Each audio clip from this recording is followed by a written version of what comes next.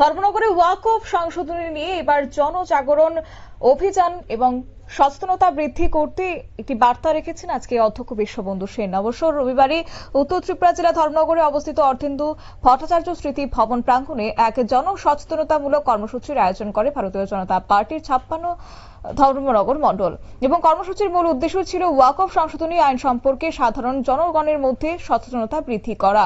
এবং এই অনুষ্ঠানে প্রধান বক্তা হিসেবে উপস্থিত ছিলেন 56 ধর্মনগর বিধানসভা কেন্দ্রের বিধায়ক অর্থাৎ বর্তমান ত্রিপুরা বিধানসভার মুখ্য অধ্যক্ষ বিশ্ববন্ধু সেন। এবং তিনি তার বক্তব্যে বলেন, ওয়াকফ সম্পত্তি সংক্রান্ত আইন নিয়ে দেশব্যাপী যে বিভ্রান্ত তৈরি হয়েছে তার নিরসন এবং প্রকৃত তথ্য জনগণের সামনে তুলে ধরা। এবং এই অভিযানের মূল লক্ষ্য হচ্ছে সরকার চায় যাতে সব ধর্মের মানুষ সমান আইনি অধিকার ভোগ করেন এবং দেশের সার্বিক উন্নয়নের পথে কেউ পিছিয়ে না থাকে।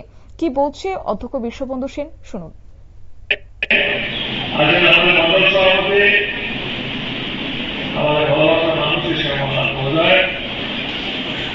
এখানে আমার আরেকজন খুব ভালোবাসার মানুষ,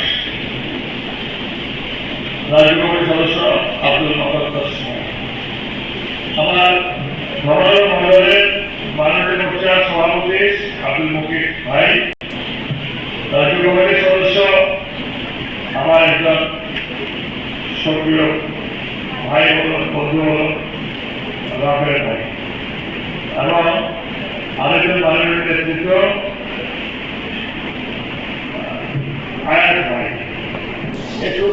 একটু আগে থেকে কথা বলি বলবো। আমি তার মধ্যে দেখেছি কংগ্রেস যখন করতাম